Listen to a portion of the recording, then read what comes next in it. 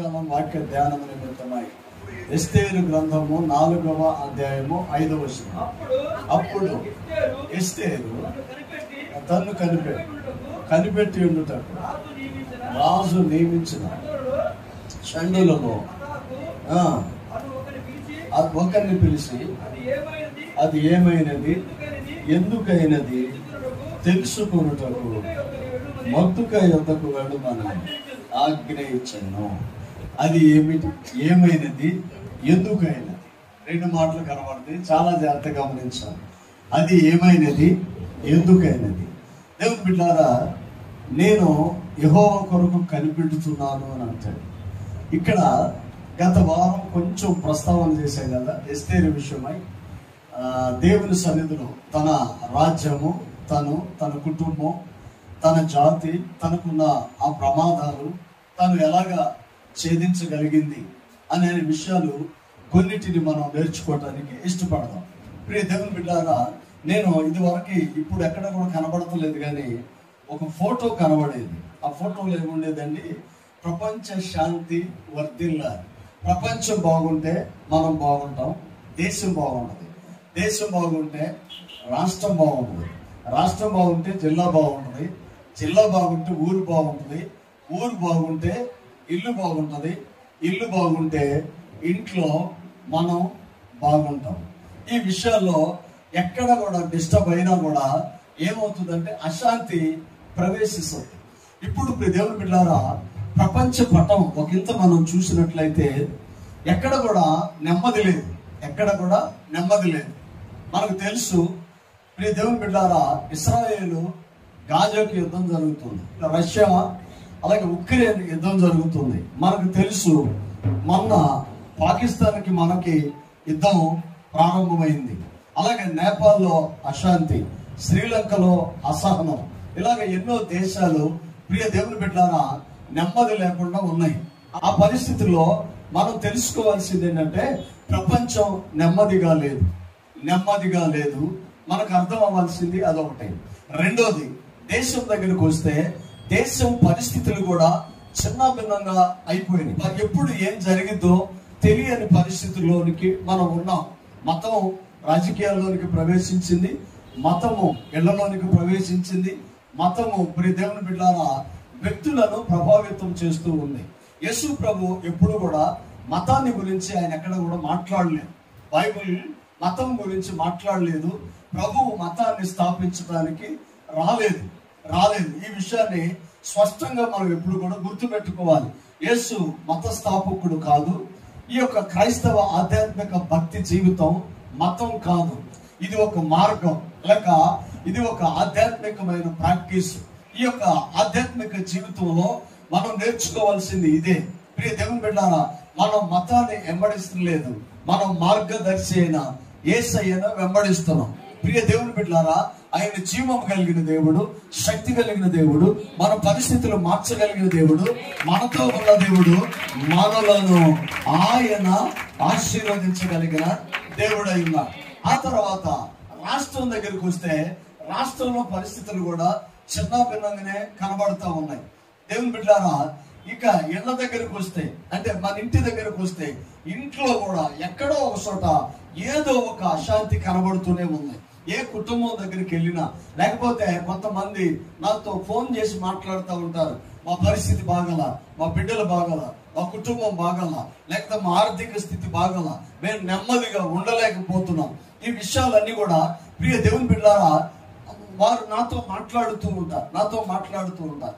ఈ సమయంలో మనకి అర్థమయ్యేది ఏంటంటే ప్రపంచం బాగలేదు, దేశం బాగలేదు, రాష్ట్రం బాగలేదు, మన ఇంట్లో పరిస్థితులు కూడా బాగుగా లేవు.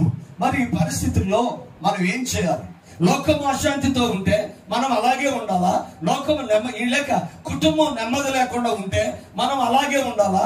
లోకానికి ఆధారం లేదు, లోకానికి నిరీక్షణ లేదు, లోకానికి దేవుడు లేడు, లోకానికి ప్రియ దేవుని బిడ్డలారా ఒక విశ్వాసం లేదు. లోకానికి ఎవరిని ఎవరి మీద ఆధారపడాలో, ఎవరిని వెంబడించాలో వాళ్ళకి తెలియదు. అందుకే వాళ్ళు ఇంకా అలాంటి స్థితిలోనే ఉన్నారు. మరి మనమైతే జ్ఞానము కలిగి ఉండాలి, దేవునితో ఉండాలి, విశ్వాసములో ఉండాలి, సమస్య ఏదైనా యేసయ్యకి అప్పగించు, అద్భుతమైన విజయాన్ని ప్రభువు మనకు ఇచ్చేవాడై ఉన్నాడు. ఈ దేవుని బిడ్డలారా, అది ఏమైనది, ఎందుకైనది? ఎస్తేర్ అంటున్న మాట, అది ఏమైనది, ఎందుకైనది. ఆమె పరిస్థితులన్నీ అర్థమైపోయినాయి. తన రాజు దగ్గర ఉంది, తన నెమ్మదిగా ఉంది. అయితే జాతి నెమ్మదిగా లేదు. ఏం జరుగుతుందో తన అబ్జర్వ్ చేయలే. కారణం ఏంటంటే అజాగ్రత్తతో ఉండిపోయింది. ఒకవేళ ఆత్మీయమైన మతి మరుపులోనికి వెళ్ళిపోయిందేమో. చాలా జాగ్రత్తగా గమనించండి. భక్తి ఆత్మీయ మతి మరుపులోనికి వెళ్ళకూడదు. ఈ ఆత్మీయ మతి మరుపు ఎలా ఉంటుందంటే, మందిరంలో కూర్చుంటారు, వాక్యం విన్నట్టుగా ఉంటారు, వాక్యం వినరు. దేవుని బిడ్డలారా, విశ్వాసంలో ఉన్నట్టు ఉంటారు, విశ్వాసంలో ఉండరు. భక్తిగా ఉన్నట్టు ఉంటారు, భక్తిగా ఉండరు. ఎందుకు వస్తున్నారో తెలియదు, ఎందుకు కూర్చుంటున్నారో తెలియదు, ఏమింటున్నామో తెలియదు, ఏం జరిగిందో తెలియదు. ఆత్మీయమైన ఎలా ఉన్నారంటే మతి మరుపులో ఉంటారు. తను కూడా రాజు పక్కన కూర్చొని రాజు దగ్గర ఆశీనులయ్యి తను సేవయ్యాను అనుకుంది. తల్లిదండ్రులు లేని ఒక అనాథ పిల్ల ఇప్పుడు ఎక్కడ ఉందంటే రాజు పక్కన రాణిగా కూర్చుంది. ఏం అధికారం అండి, ఏమి అర్హత! అందుకనే ఒకరోజు దావీదు దగ్గరికి నాతాను ప్రవక్త వస్తాడు, వచ్చి అంటాడు, దావీదు నువ్వు ఎక్కడ ఉన్నవాడో తెలుసా, నీ స్థితి ఏంటో తెలుసా, నువ్వు ఏ కుటుంబంలో పుట్టావో తెలుసా అని ఆయన అంటాడు, గొర్రెల దొడ్డిలో నుంచి దేవుడు నిన్ను పిలిచాడు. దేవుని బిడ్డలారా, ఆ స్థితిని ఎప్పుడు కూడా మనం మర్చిపోకూడదు. ఈ రోజు దాటి రాలా, ఇది అయిపోలేదు. దేవుని కృప మనతో కూడా ఉన్నది. ఈ రోజున ఇలా ఉన్నాము అంటే ఆయన మనతో ఉన్నాడు కనుకనే మనల్ని ఈ రోజున కాపాడుతూ వచ్చాడు. అందుకనే బైబిల్లో పలుమార్లు ఆ మొదటి స్థితిని జ్ఞాపకం చేసుకో. ఆరంభంలో నీకున్న మంట, ఆరంభంలో నీకున్న అభిషేకం, ఆరంభంలో నీకున్న విశ్వాసం, ఆరంభంలో నీకున్న ప్రార్థన, ఆరంభంలో నీకున్న భక్తి ఇప్పుడు ఉందా? అతను ప్రవక్త అదే అంటాడు దావీదు దగ్గరికి వచ్చి, దావీదు గొర్రెల దొడ్డిలో నుంచి దేవుడు నిన్ను పిలిచి రాజుని చేశాడు. దేవుని బిడ్డ, నా మాటలు చాలా జాగ్రత్తగా గమనించాలి. ఆస్తి అహంకారం తీసుకొస్తుందేమో, ఆస్తి గర్వాన్ని తీసుకొస్తుందేమో. ఆస్తి ప్రియ దేవుని బిడ్డారా, ఈ యొక్క మనిషిలో ఎక్కడో ఏమంటారు దాన్ని, ఎక్కడో అజాగ్రత్తను తీసుకొచ్చింది. కానీ ప్రభువు లేకుండా ఏది మనకు రాలేదు. అది మనం ఎప్పుడు కూడా గుర్తు పెట్టుకోవాలి. ఈ రోజు ఇక్కడ ఆరోగ్యంగా ఉన్నామంటే అది కేవలం దేవుని కృప, ప్రియ దేవుని బిడ్డారా, మన ఆధ్యాత్మిక జీవితంలో మన బిడ్డలు మా కుటుంబం బాగుండాలి, మన ఆత్మీయ స్థితి బాగుండాలి, మన ఇల్లు బాగుండాలి. ఇవి ప్రియ దేవుని బిడ్డలు ఎప్పుడు కూడా మనల్ని నియంత్రిస్తూనే ఉంటది. అందుకని బైబిల్లో ఎప్పుడు కూడా ఏం చెప్పిందంటే, నిన్ను సరిచేయదు, నిన్ను దువ్వదు, నిన్ను ప్రియ దేవుని బిడ్డారా నెమరదు, నీకు గద్దింపునిస్తుంది, నిన్ను సరి చేస్తుంది. ప్రియ దేవుని బిడ్డారా, ఒక రోజు బాప్తిసమిచ్చే యోహాను హేరోదు రాజు దగ్గరికి వెళతాడు. రాజు దగ్గరికి వెళ్ళి రాజుతో యోహాను మాట్లాడుతూ ఉంటే హేరోదుకు భయం వేసింది. ఎందుకు భయం వేసిందంటే, హేరోదు పాపాన్ని డైరెక్ట్ గా యోహాను ఎత్తి చూపుతున్నాడు. అది హేరోదుకు నచ్చలేదు. కొన్నిసార్లు కొన్ని మాటలు మనల్ని ఇబ్బంది పెడతాయి, కొన్ని మాటలు మనల్ని గాయపరుస్తాయి, కొన్ని మాటలు మనల్ని దుఃఖానికి కారణమవుతాయి. అయితే ప్రియ దేవుని బిడ్డ, నా మాటలు చాలా జాగ్రత్తగా గమనించాలి. మనం నొచ్చుకునే మాటల్లో 2 రకాలు ఉంటాయి. ఒకటి మన క్షేమాన్ని కోరి మనకి గాయాలు అవుతాయి, 2 మన పతనాన్ని కోరి మనకు గాయాలు అవుతాయి. మొట్టమొదట మన క్షేమాన్ని కోరి, మన భద్రతను కోరి మన గాయపరిచే వ్యక్తులు ఉంటాడు. అది నీ తండ్రి అవ్వచ్చు, నీ భార్య అవ్వచ్చు, నీ భర్త అవ్వచ్చు, నీ యజమాని అవ్వచ్చు, లేక నీ సేవకుడు అవ్వచ్చు. నిన్ను సరి చేస్తా ఉంటాడు. అలా వెళ్ళకూడదు, ఇలా ఉండకూడదు, అలా మాట్లాడకూడదు, అక్కడికి వెళ్ళకూడదు, అది చూడకూడదు. ఇది ఇబ్బందే. కానీ ప్రియ దేవుని బిడ్డలారా, ఇప్పుడు అర్థం కాకపోవచ్చు, ఇప్పుడు అది మనకి ప్రియ దేవుని బిడ్డలారా గాయాలు చేయొచ్చు. కానీ నీవు లోబడి చూడు, నీ జీవితాన్ని రానున్న దినాలలో పూల పాడుపుగా దేవుడు మార్చేవాడు. విశ్వాసములో మనం నేర్చుకోవాల్సిన ఆధ్యాత్మికమైన విధానం అది. ఇది ఏమైనది, ఎందుకైనది. దేవుని బిడ్డారా, చాలా జాగ్రత్త మాటలు గమనించాను. షూషాను కోట భయంకరమైన పరిస్థితుల్లోనికి వెళ్ళింది. హామాన్ అనేవాడు ఇశ్రాయేలును అందరినీ చంపాలని ఒక శాసనాన్ని తీసుకొని రావడానికి ప్రయత్నం చేశాడు. ఈ రోజున మనం మౌనంగా ఉండొచ్చు. ప్రమాదం వస్తుందండి, ప్రమాదం వస్తుంది. ప్రమాదం వస్తున్నప్పుడు ప్రమాదాన్ని చూసి దాన్ని తప్పుకోవాలి. మేము ఒక రోజు ఒక అడవికి వెళ్ళాం. బండరాళ్ళు మందు పెట్టారు. మందు పెట్టిన తర్వాత కొంత దూరం మేము వచ్చాము. 2 నిమిషాల్లో అది పేలిపోయింది.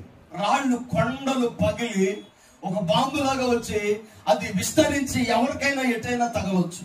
వాళ్ళు అన్న మాట ఏంటంటే, రాళ్ళు మీ మీదకి వస్తున్న సమయంలో మీరు వెనక్కి పారిపోవద్దు, మీరు అలాగే చూస్తున్నారు కదా, అది పేలింది కదా, అక్కడి నుంచి రాయి వస్తుంది కదా, మీరు పారిపోవద్దు. మీరు చేయాల్సింది ఏంటంటే ఇలా తప్పుకోండి, రాయల్లో అవకడబడింది, మీరు క్షేమంగా ఉంటారు. దేవుని బిడ్డలారా, ఆధ్యాత్మిక జీవితంలో మనం నేర్చుకోవాల్సింది అదే. మన మీద రాళ్ళు ఇస్తుంటారు, మన మీద అవమానాలు వస్తాయి, మనకి నిందలు వస్తాయి, మనకు బాధేస్తుంది, మనకి గాయమైతే ఆయనను ఆమేన్ హల్లెలూయా అది యేసయ్య భరించాడు. నువ్వు తప్పుకో, ఒక విజయాన్ని యేసయ్య నీకు ఇచ్చాడు. అన్ని నాయని మీదేసుకునే అవసరం లేదు. మన ఆత్మీయ జీవితంలో మనం నేర్చుకోవాల్సింది కొన్ని మాటలు క్షేమాన్ని కలగజేస్తాయి, కొన్ని మాటలు ఏం చేస్తాయి, గద్దింపులే, కానీ ఏం చేస్తాయి, క్షేమాన్ని కలగజేస్తాయి. మంచి స్నేహితుడు గద్దిస్తాడు, తెలుసా? మంచి స్నేహితుడు ఏం చేస్తాడు, గద్దిస్తాడు. కానీ చెడ్డవాడు ఏం చేస్తాడు, ముద్దులు పెడతాడు. అదే కదా జరిగేది. చెడ్డవాడు ముద్దులు పెడతాడు. యేసుప్రభుకు ముద్దు పెట్టాల్సినంత పరిస్థితి ఏమొచ్చిందండి యోధాకి? బాగున్నప్పుడు ముద్దు పెట్టలేదే, సహవాసం చేస్తున్నప్పుడు ముద్దు పెట్టలేదే, సహబంచి చేస్తున్నప్పుడు 12 మంది కలిసి ఒకే బల్ల మీద కూర్చొని ఒకే రొట్టె ఒకే రక్తం సేవిస్తున్నప్పుడు వారందరూ కలిసి భోజనం చేస్తున్నప్పుడు ముద్దు పెట్టలేదే. అవకాశాన్ని కల్పించుకొని వెళ్ళి ముద్దు పెట్టాల్సినంత అవసరత ఎందుకు వచ్చింది? దేవుని బిడ్డలారా, మనం గ్రహించాలి. మంచి స్నేహితుడు గద్దిస్తాడు. ఆ గద్దింపుకు లోబడి చూడు, ఉన్నతమైన విజయాన్ని దేవుడు నీకు నీ కుటుంబానికి ఇచ్చేవాడు. ఆమేన్ హల్లెలూయా. ఇక్కడ అది ఏమైనది, ఎందుకైనది? దేవుని బిడ్డలారా, ఎస్తేరు పరిస్థితి అక్కడ అర్థమైపోయింది. 4వ అధ్యాయం నుంచి చూడండి. జరిగినదంతయు తెలియగానే వర్తకై తన బట్టలు చింపుకొని గోని బట్టలు కట్టుకొని బూడిద పూసుకొని పట్టణము మధ్యకు వచ్చి మహాశోకముతో రోదనము చేసి రాజు కొమ్మము ఎదుటికి వచ్చాను. ప్రవేశింపకూడదన్న ఆజ్ఞ అప్పటికే కలదు. షూషాను కోటలోనికి మద్దుకై రావటానికి ట్రై చేస్తున్నాడు. కారణం ఏంటంటే, ఒక జాతిని అంతమొందించడానికి ఒక శాసనమే రూపొందించబడింది.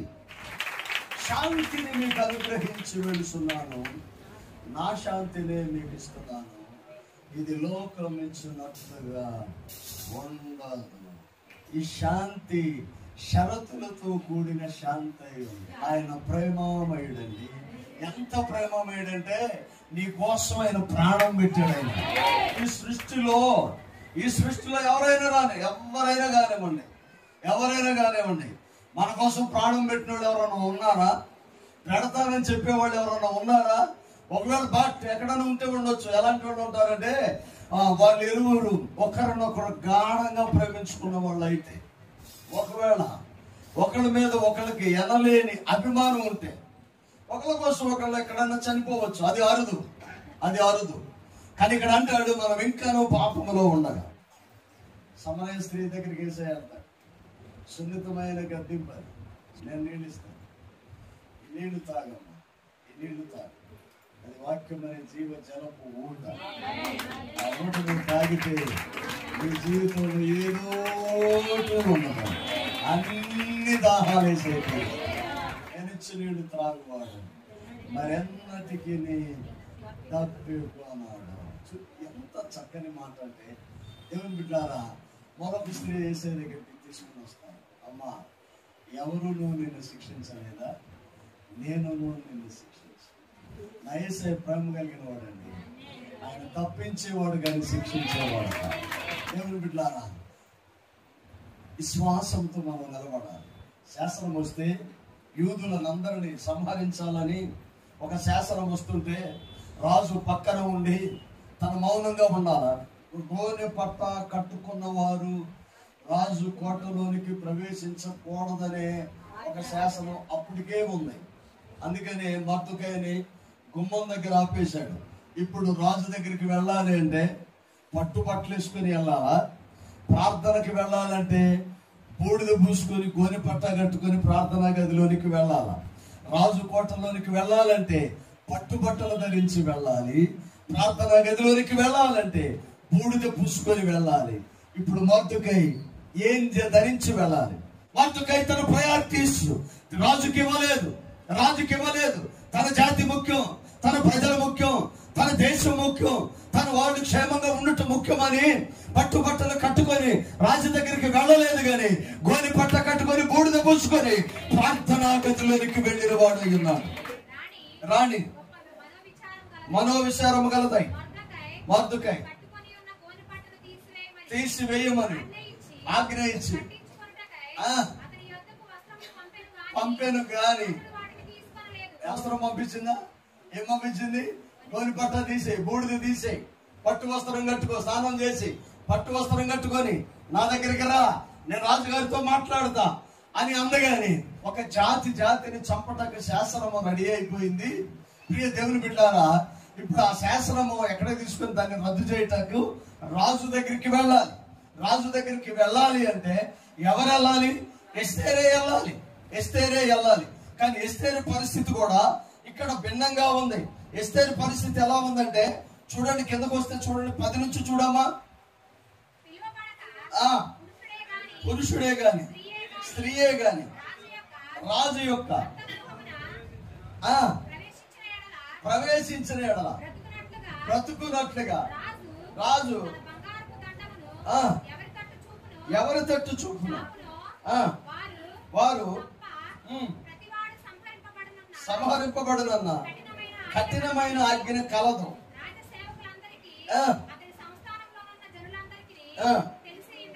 తెలిసే ఉన్నది. నేటికి 30 దినములైంది రాణి దగ్గరికి రాజు వచ్చి. ఎంత బిజీగా ఉన్నాడు చూసారా? మీ వారు 30 రోజులు ఇంటికి రాకపోతే ఏం చేస్తారు మీరు? ఇంకా కిందకు వస్తాయి. వారు మాటలు తెలుపగా ఇట్లు ప్రత్యుత్తరం ఇచ్చి రాజు నగరంలో ఉన్నంత మాత్రములోన నువ్వు తప్పించుకున్నావని తలంచుకోనవద్దు. అంటే ఇక్కడ ఏమంటాడంటే సమస్య వచ్చినప్పుడు ప్రార్థనలో ఉండాలి. అవకాశం ఉన్న ప్రతిసారి ప్రార్థనలో పాల్గొనాలి. ఆమేన్, హల్లెలూయా. ప్రతిసారి పాల్గొనాలి. అదే చెప్తూ వచ్చారు, అదే చేశాము. ఈరోజు క్షేమంగా ఉండటానికి దేవుడు సహాయం చేశాడు. దేవుని బిడ్డలారా, సంఘము ప్రార్థన చేసినప్పుడు, ఆ ప్రార్థనలో మనం ఏకీభవించినప్పుడు సంఘ ప్రార్థన బలమైనది, సంఘ ప్రార్థన విలువైనది, సంఘ ప్రార్థన సంఖ్యలను తెచ్చింది, సంఘ ప్రార్థన చెరసాల పునాదులు వణికిపోతవి, సంఘ ప్రార్థన రాజ్యాలు మారుతవి, సంఘ ప్రార్థన అద్భుతాలు జరుగుతాయి. సంఘము ప్రార్థన చెయ్యగా ప్రతి ప్రమాదాన్ని యేసయ్య తప్పిస్తున్న వాడై ఉన్నాడు. యేసయ్య ఒక్కడుంటే చాలండి.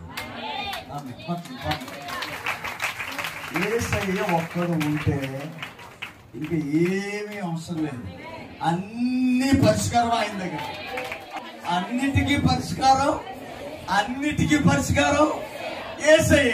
ఇప్పుడు యేసయ్యను ఒక్కడిని మనం కలిగి ఉన్నాం కనుక అన్ని మనకు లోపడతాయి. ఇప్పుడు యేసయ్య మన దేవుడు, ఓకేనా? రైట్. కొన్ని వందల మతాలు ఉన్నాయి, కొన్ని వందల మత గ్రంథాలు ఉన్నాయి, కొన్ని వందల రిలీజియన్స్ ఉన్నవి, కొన్ని లక్షల మంది మేధావులు చనిపోయారు. కానీ తెరిచిన సమాధి సజీవుడైన వాడు యేసయ్య ఒక్కడే. ఆయన సమాధి ఖాళీగా ఉంది. సలేలమ్మ అన్నమాట. నేను మక్కాకి వెళ్ళాను, మదీనా చూశాను. ఆ తర్వాత టిబెట్ లో గౌతమ బుద్ధుడి ఎముకలు చూశాడు. కానీ యెరూషలేములో ఏమన్నాడంట? ఖాళీ సమాధి. అందుకే ఆయన ఇక్కడ లేడు, ఆయన లేచి ఉన్నాడు. కొత్త బట్టలు తెచ్చి మొర్దెకైకి ఇస్తే ఆయన కట్టుకోలేదు. అప్పుడు రాణికి ఒక వార్నింగ్ పంపిస్తాడు. ఎస్తేరు ఈ సమయంలో ఏమీ మాట్లాడదు, మౌనముగా ఉన్న ఎడల యూదులకు సహాయము విడుదలయు. మనవారు శ్రమలో ఉన్నప్పుడు మౌనంగా ఎలా ఉంటావు? మనవారు శ్రమలో ఉన్నప్పుడు మాట్లాడుకోకుండా ఎలా ఉంటావు? మనవారు శ్రమలో ఉన్నప్పుడు మొర పెట్టుకోకుండా ఎలా ఉంటావు? మనవారు శ్రమలో ఉన్నప్పుడు నిర్ణయం తీసుకోకుండా ఎలా ఉండగలవు? సేఫ్ జోన్ లో ఉండవని ఇప్పుడు అనుకో. ప్రమాదం అంటూ వస్తే యూదులందరికీ ఏ ప్రమాదం వస్తుందో రాణివైన నీకు కూడా అదే ప్రమాదం వస్తుంది. అందుకని ఈ సమయం మందు నువ్వు మౌనంగా ఉండిన ఎడల, కిందకు చదవండి,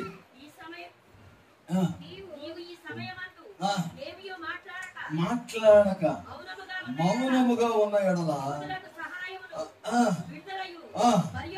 చాలా జాగ్రత్తగా గమనించండి దేవుని బిడ్డలారా. నీ కుటుంబం విషయం, నీ బిడ్డల విషయం, నీ సంఘ విషయం, నీ దేశ విషయం నువ్వు మౌనంగా ఉండటానికి వీల్లేదు. దేవుని బిడ్డ,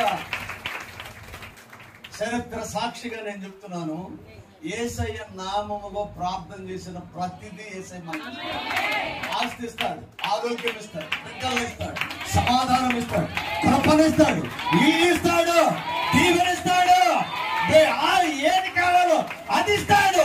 గ్రంథం 7వ అధ్యాయం 7వ వచనం చూడండి దేవుని బిడ్డలారా. ప్రార్థనా పూర్వకంగా ఉందాం. ప్రభు కృప మనతో కూడా ఉన్నది. మీకా గ్రంథం 7వ అధ్యాయం 7వ వచనం. అయినను యెహోవా కొరకు నేను ఎదురు చూసేదను, నా రక్షణకర్త అయిన నా దేవుడు నేను కనిపెట్టుకొని ఉన్నాను, నా దేవుడు నా ప్రార్థన ఆలకిస్తాడు. ఆమె హల్లెలూయా. ఎప్పుడు ఆమె కావలి గారు ఉదయం కొరకు కనిపెట్టుట కంటే మరి మిక్కిలిగా నేను కనిపెట్టుకొనుచున్నాను. ఇక్కడ ఏమంటాడంటే, ఆయనను యెహోవా కొరకు నేను ఎదురు చూసేదను, నా రక్షణకర్త నా దేవుడి కొరకు నేను కనిపెట్టేదను, ఆయన నా దేవుడు నా ప్రార్థన ఆలకిస్తాడు. ఆమె నమ్మండి, ప్రార్థన చేసిన మీ ప్రార్థన అంశాలన్నింటినీ దేవుడు అనుభవపూర్వకంగా నేను చెప్తున్నాను, ప్రార్థన చేసిన ప్రతిదీ దేవుడిస్తాడు. 2005లో నా ప్రార్థన కార్డు నా లైబ్రరీలో ఈ రోజు 20 సంవత్సరాల క్రితం నా ప్రార్థన ఒక లోగో. పిల్లలు పరిచయంలో వాడబడాలి, పరిచర్య కావాలి, మందిరం కావాలి, ఆత్మలు కావాలి. మంట కలిగి ఉన్నాం. ఎలాంటి మంట అంటే నిద్ర పట్టట్లేదు, మధ్యలో లేచిపోయాం, ఇద్దరు కలిసి చేతులు పట్టుకొని ప్రార్థన చేశాం. ఎందుకో భారం, ఎంతో మంది నశించిపోతున్నారు, ఎన్నో కుటుంబాలు పాడైపోతున్నాయి, ఎంతో మంది కట్టబట్టలేకపోతున్నారు, విశ్వాసం లేక, వాక్యం లేక, నిరీక్షణ లేక, యేసయ్య దేవుడుగా లేక అనేక మంది మరణించి నరకానికి వెళ్ళిపోతున్నారు. ఎలాగైనా అగ్నిలో పడకుండా కొందరిని బయటికి తీయటానికి దేవుడు మమ్మల్ని ఎన్నుకున్న విధానాన్ని బట్టి 20 సంవత్సరాల తర్వాత మీ అందరి క్షేమము కోరి ప్రార్థన చేసే సేవకుడిగా దేవుడు నన్ను నిలబెట్టాడు. నన్ను వాడు సపోర్ట్ కొడుతూ దేవుని స్తుతించాడు. దేవునికి మహిమ. ఆ రోజు మీరు నాకు తెలియదు, ఆ రోజు ఇక్కడ పరిస్థితి తెలియదు, ఆ రోజు మందిరం లేదు, ఆ రోజు ఇక్కడికి నేను రాలేదు, కానీ దర్శనం ఇక్కడికి వచ్చింది. యేసయ్య నన్ను ఇక్కడికి తీసుకొని వచ్చాడు. నేను అక్కడ ఉండగానే ఒక కలలో యేసయ్య నన్ను ఇక్కడికి తీసుకొచ్చి ప్రాంతం అంతా తిప్పాడు. దేవుని బిడ్డ, ఆ రోజు నుంచి పరిచయం అంచెలంచెలుగా ఆత్మల రూపంలో దేవుడు దీవించటం ప్రలోభ పెట్టేవాడు లభిస్తున్నారు. యేసయ్యే దేవుడు, మరొక శక్తి లేదు.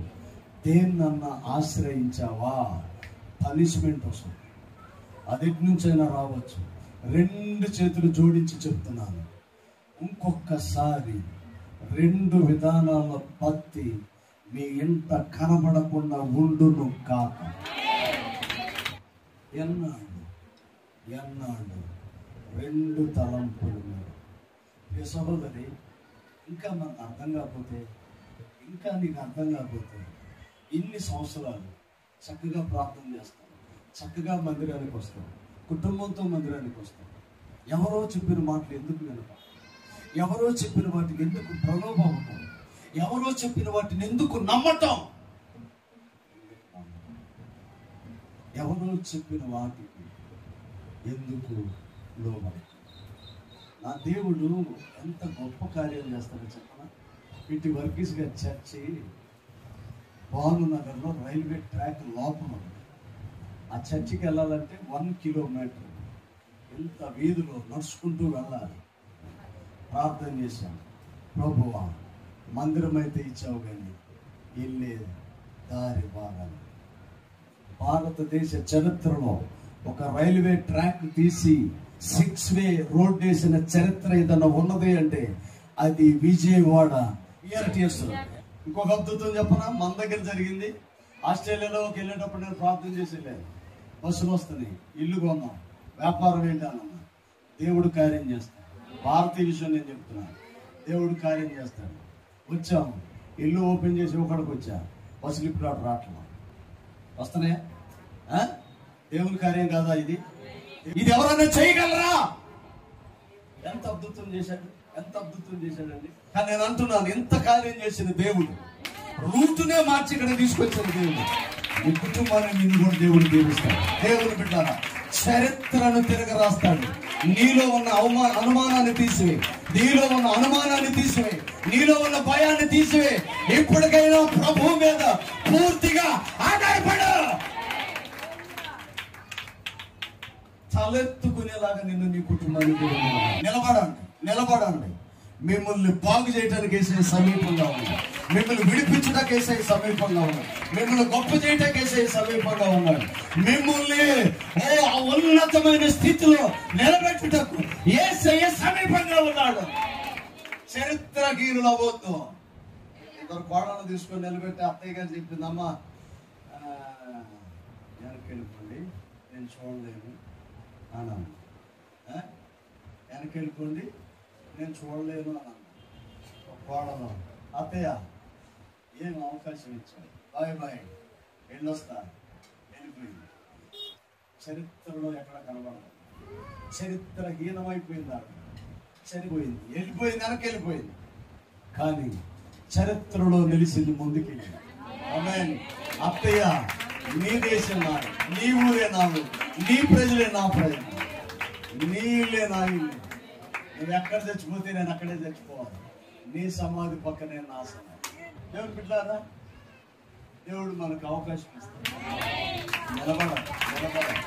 నిలబడాలి విశ్వాసంతో. ఆమేన్, హల్లెలూయా. మనం దాటి వచ్చాం, ఇంకా వెనక్కి వెళ్ళకూడదు, వెనక్కి చూడకూడదు. చూసింది ఎవరు? లోతు భార్య వెనక్కి చూసింది, అక్కడతో తన జర్నీ ఆగిపోయింది. ముందుకి వెళ్ళాలా, వెనక్కి వెళ్ళాలా? వెనక్కి చూసింది, ఆగిపోయింది. ఒక ఆమె వెనక్కి వెళ్ళింది. వీళ్ళిద్దరి గురించి మాట్లాడతాం. చరిత్ర హీనంలో నిలిచిపోయింది ఒక ఆవిడే, వెనక్కి వెళ్ళింది ఒక ఆవిడే. కానీ ముందుకెళ్ళింది ఒకే ఒక ఆవిడే. ఆమె పేరు రూతు. ఆమె యేసయ్యకు మా అమ్మ. నిలబడండి. ఏ ఇంట్లో అడుగు పెట్టావో అక్కడ నిలబడు. అక్కడ నిన్ను ఆశీర్వదిస్తాడు, నీ బిడ్డలు అక్కడ ఆశీర్వదిస్తాడు, నీ కుటుంబాన్ని ఆశీర్వదిస్తాడు, నీకు ఆస్తిని ఇస్తాడు, ఆరోగ్యం ఇస్తాడు, గౌరవం ఇస్తాడు, ఘనతనిస్తాడు, పేరునిస్తాడు. మనసులో ఎలా ఉండాలి? మా అత్త ఇల్లే నా ఇల్లు. వెనకలాగే ఓర్పాలంటే వాళ్ళు ఉన్నా అత్తితో ఎందుకులే, ముసలి అయిపోయిందిగా, ముసలివాసన వస్తుంది. ఆమె ఇంకెందుకులే, మన ఇద్దరం వెళ్ళిపోదాం అని అంటే వెళ్ళొద్దు. నువ్వు నిలబడు. దేవుడు ఇంట్లో ఆశీర్వాదాలన్నీ నీకు ఇస్తాడు. 2 చేతుల పైకి సఫలం. విశ్వాసంతో నిలబడండి. యేసయ్య ఆస్తికి వారసులో మనం అన్నిటిని ఇస్తాడు, అన్నిటా ఇస్తాడు. ఉన్నతమైన స్థితిని ప్రభువు మనకి అనుగ్రహించేవాడు. కలవంచడు ప్రార్థన. ప్రేమ నమ్మకం కలిగిన దేవాన్ని స్తోత్రం. యేసయ్య ఎస్తేరు ప్రార్థన ఆలకించావు దేవా. యూద జాతిని విడిపించావు. సజీవుల లెక్కలో ఈ ప్రపంచంలో ఒక బలమైన శక్తిగా జాతి ఎదగటానికి కృప చూపించు. ఇక్కడ ఉన్న ప్రతి బిడ్డను నీ చేతికి అప్పగిస్తున్నాను.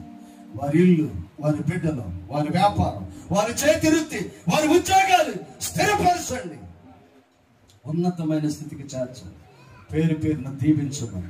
ఎక్కడైతే నాటపడ్డావో అక్కడ నమ్మకంగా ఉండే కృపను దయచేయండి. సకల ఆశీర్వాదములకు వారసులగుతూ ఉన్నతమైన స్థితిని అనుభవిస్తూ గొప్ప మేలును అనుభవించే కృపను దయచేయండి. ఇక్కడ ఉన్న ప్రతి వారిని నిండారుగా దీవించమని యేసు పరిశుద్ధ నామమున అడిగి వేడుకొనుచున్నాము తండ్రి. ఆమేన్. అందరికీ